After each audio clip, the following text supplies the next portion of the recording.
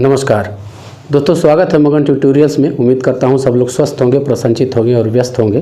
जैसा कि आप लोगों ने टीज़र में देख लिया होगा कि आज हम लोग शब्द रचना के बारे में बात करने वाले हैं। तो शब्द रचना पे बात करें इससे पहले एक दो चीज़ें मैं कहना चाहूँगा और इसके बाद हम लोग ये क्लास शुरू करेंगे। तो कहना यही है कि इससे पहले भी हिंदी के बारे में तमाम मैंने महत्वपूर्ण वीडियोस अपलोड कर रखे हैं, जिनकी लिंक आपको डिस्क्रिप्शन में मिल जाएगी। उनको जाके आप ज़रूर देखिए, काफ़ी इन्फॉर्मेटिव वीडियो है और उपयोगी वीडियो है। आज का जो पॉइंट है वो काफ़ी महत्वपूर्ण है, ये हमें जानना चाहिए और स्टेट या फिर सीटेट के दृष्टिकोण से काफ़ी महत्वपूर्ण पॉइंट है, तो उसको हम लोग को जानना चाहिए। और चलिए शुरू करते हैं और देखते हैं कि शब्दों की रचना जो है वो किस प्रकार से की जाती है, कितने प्रकारों से की जाती है। तो आज का बिंदु हमारा यही है और महत्वपूर्ण बिंदु है, इसको हम लोग को ध्यान से देखना है, समझना है और जानना है। शब्द रचना।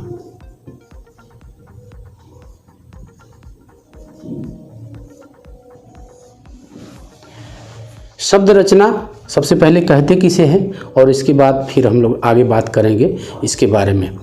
तो मूल शब्द में कोई शब्दांश जोड़कर नए शब्द बनाने की प्रक्रिया को हम लोग शब्द रचना कहते हैं।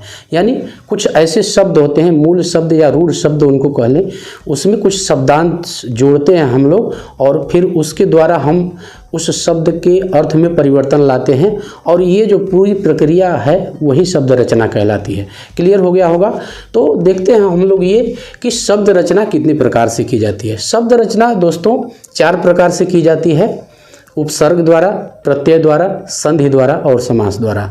इन चारों प्रकारों पे मैं अलग अलग वीडियो लेके आऊँगा और बहुत ही बारीकी से हम लोग समझेंगे।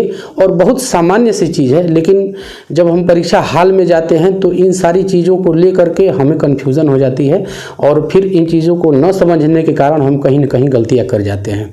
तो इन गलतियों को हमें नहीं करनी है, उन चीज़ों को हम बहुत बारीकी से समझ लेते हैं कि किस प्रकार से किया जाता है। तो 4 प्रकारों से, जैसा कि मैंने अभी कहा कि उपसर्ग, प्रत्यय, संधि और समास, इन 4 तरीकों से जो है शब्दों की रचना की जाती है। और शब्दों की रचना जो है वो करने का आधार क्या है कि मूल शब्दों में आगे या पीछे कुछ ऐसे शब्दांश हम लोग जोड़ देते हैं जिनके अर्थ, खास करके प्रत्यय जो होते हैं उनके तो कुछ अर्थ नहीं होते हैं, लेकिन उपसर्ग जो हैं उनके अपने भी अर्थ होते हैं। तो इन शब्दांशों को जोड़ने के बाद जो उस शब्द का अर्थ बदल जाता है या नया शब्द बन जाता है, वही शब्द रचना कहलाता है। अब जैसा कि मैंने कहा कि 4 प्रकारों से शब्द रचना की जाती है, लेकिन आज जिस बिंदु पे हम लोग बात करेंगे वो है उपसर्ग। और इसके बाद जब मैं अगली वीडियो लाऊंगा तो प्रत्यय के बारे में हम लोग देखेंगे। आज फिलहाल उपसर्ग के बारे में देखेंगे। तो उपसर्ग क्या होता है? उपसर्ग, उपसर्ग क्या होता है? सबसे पहले उपसर्ग का शाब्दिक अर्थ हम लोग देख लेते हैं और इसके बारे में, उपसर्ग के बारे में हम लोग विस्तार से देखेंगे कि उपसर्ग क्या होते हैं और इनको हम किस तरह से प्रयोग करते हैं। तो उपसर्ग, उप का मतलब होता है पास, उप का मतलब होता है पास, और सर्ग का मतलब होता है सृष्टि, सृष्टि करना।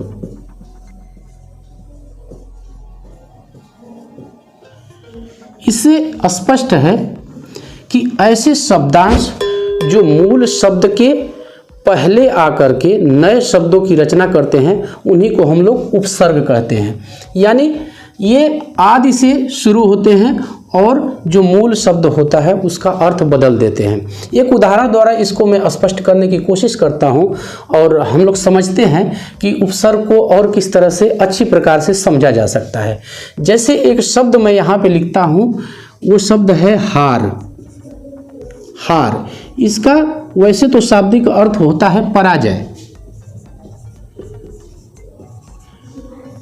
इसका शाब्दिक अर्थ होता है पराजय, लेकिन इसमें हम लोग उपसर्ग जोड़ के और देखते हैं कि इसके ये जो शब्द है इसमें क्या परिवर्तन आते हैं।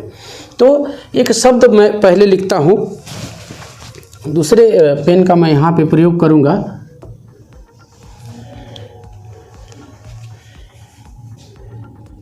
जैसे एक शब्द है वी, अब इस शब्द के मिल जाने से ये बन जाता है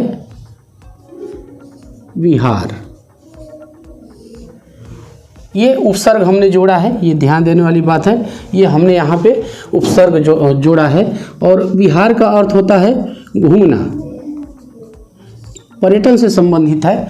और इसी हार में यदि हम लोग आ उपसर्ग जोड़ दें, यदि आ उपसर्ग हम लोग जोड़ देते हैं तो ये बन जाएगा आहार।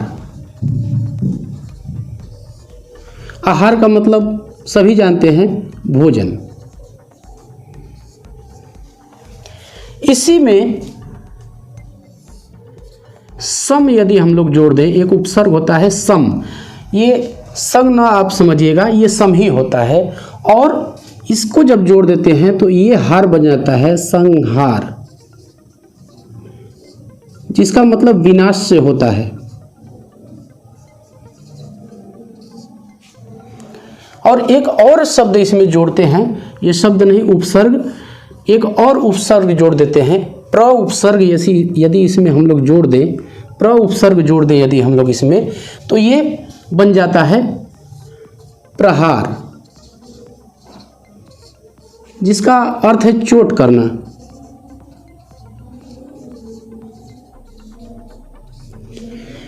इस प्रकार से हम लोगों ने ये देखा कि शब्द तो एक ही था, जो मूल शब्द है वो यही है। इस मूल शब्द में हमने अलग अलग ये उपसर्ग जोड़ के और देखा कि किस प्रकार से ये एक ही शब्द कई अर्थों में ये विभाजित हो गया। एक तरह से कहें, जैसे हमने वी जोड़ा, इसमें ये घूमना इसका अर्थ हो गया, आ जोड़ा ये भोजन बन गया, ये सम जोड़ा ये विनाश के रूप में ये प्रयोग होगा, पर जोड़ दिया तो ये चोट करना। ये इस तरह से तो उपसर्गों को जोड़ के हम शब्दों के अर्थ में परिवर्तन लाते हैं, या यूँ कहें कि उसकी अर्थ की जो विशेषता है उसको हम बदल देते हैं।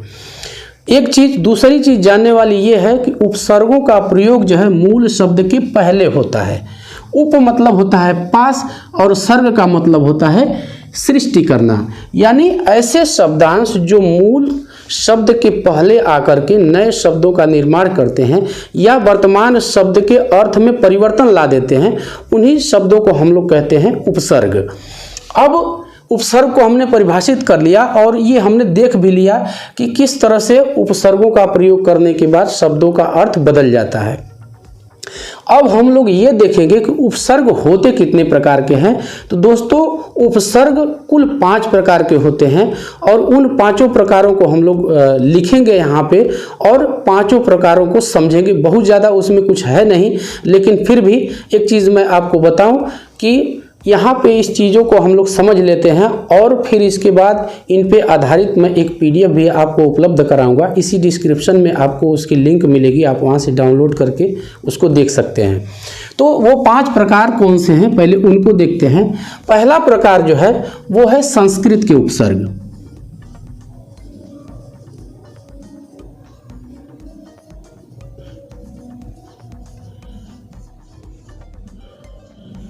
दूसरा जो होता है वो है हिंदी के उपसर्ग।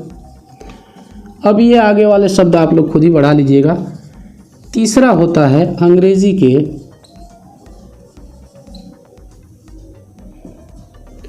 चौथा जो उपसर्ग होता है वो उर्दू के। इसमें अरबी और फारसी,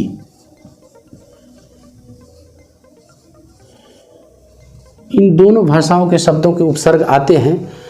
और 5वां और आखिरी जो पॉइंट है वो है संस्कृत के अव्यय।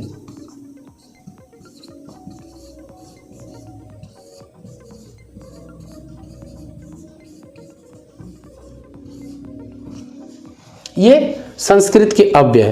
तो इन 5 प्रकारों पे हम लोग बारी बारी से बात करेंगे और समझेंगे कि ये उपसर्ग जो हैं वो किस प्रकार से हिंदी में प्रयोग किए जाते हैं। कुछ उदाहरण भी हम लोग देखेंगे और समझेंगे कि ये उपसर्गों का क्या मतलब है। तो दोस्तों, जो 5 प्रकार के उपसर्ग हैं उनको मैंने यहाँ पे एक जगह लिख रखा है और इनको हम बारी बारी से देखेंगे और इनके बारे में जानेंगे, समझेंगे कि ये किस प्रकार प्रयोग होते हैं। तो जो पहला हमारा उपसर्ग है वो है संस्कृत के उपसर्ग। इसके बारे में देखते हैं। ये वे उपसर्ग हैं जो संस्कृत भाषा से ज्यों के त्यों ले लिए गए हैं और ये हिंदी में उसी तरह से प्रयोग किए जाते हैं। कुछ उदाहरण देख लेते हैं। जैसे एक होता है आ, ये उपसर्ग है और ये तक के अर्थ में प्रयोग होता है।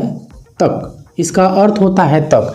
जैसे एक दो शब्द भी देख लेते हैं। जैसे होता है आमरण, आजन्म,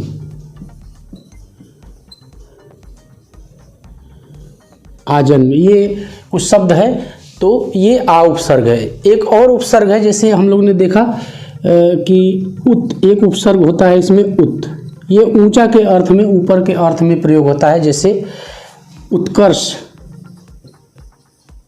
ये कुछ उदाहरण है। उत्कंठा, उत्कृष्ट भी इसमें कह सकते हैं, ये ट रहेगा। तो ये कुछ उदाहरण है। अगला जो उपसर्ग है इसको जल्दी जल्दी मैं स्पष्ट कर रहा हूँ, बाकी की डिटेल जो होगी आपको यहाँ पे हम लोग समझ लेते हैं इसको। जो बाकी की डिटेल होगी आपको पीडीएफ में मिल जाएगी। हिंदी के उपसर्ग, तो ये हिंदी के अपने उपसर्ग हैं। कुछ उदाहरण देख लेते हैं। जैसे अ, ये एक हिंदी का उपसर्ग है, ये नहीं के अर्थ में प्रयोग होता है। जैसे अथाह, जिसका था ना हो, अथाह, अशांत, ये तमाम उदाहरण हैं। अछूत, ये हिंदी के उपसर्ग हैं। इसमें और भी हम लोग देख सकते हैं। जैसे एक उपसर्ग होता है उन, उन का मतलब होता है, इसका हम लोग बहुतायत गिनती में प्रयोग करते हैं, आप लोगों ने देखा होगा। जैसे उन का मतलब होता है एक कम, ध्यान दीजिएगा, ये कभी पूछ सकता है, एक कम। जैसे हम लोग लिखते हैं 29, 29 यानी 30 में एक कम यानी 29। तो ये है। अगला जो हमारा उपसर्ग है वो है अंग्रेजी के उपसर्ग। ये अंग्रेजी भाषा के उपसर्ग हैं। जैसा कि हम सभी जानते हैं कि अंग्रेजी भाषा के शब्द जो है अब हिंदी में बहुतायत से प्रयोग किए जाते हैं और वो पूरी तरह से इसमें घुल मिल गए हैं। कुछ उदाहरण देख लेते हैं। जैसे एक उपसर्ग प्रयोग होता है सब, सब, जैसे सब डिवीज़न होता है, सब इंस्पेक्टर, सब कमेटी, यानी नीचे के अर्थ में प्रयोग होता है। एक होता है chief, chief justice, chief minister, इस तरह के शब्द जो है प्रयोग किए जाते हैं। तो ये वास्तव में अंग्रेजी के उपसर्ग हैं। इसके बाद हमारा आता है उर्दू के उपसर्ग। अब इसमें अरबी और फारसी दोनों के शब्द आते हैं दोस्तों, तो इनके भी कुछ उदाहरण देख लेते हैं। बाकी आपको विस्तृत उदाहरण मैंने पहले ही कहा कि आपको पीडीएफ में डाल के मैं उपलब्ध करा दूंगा। जैसे इसमें एक हम लोग कम, ये उपसर्ग है।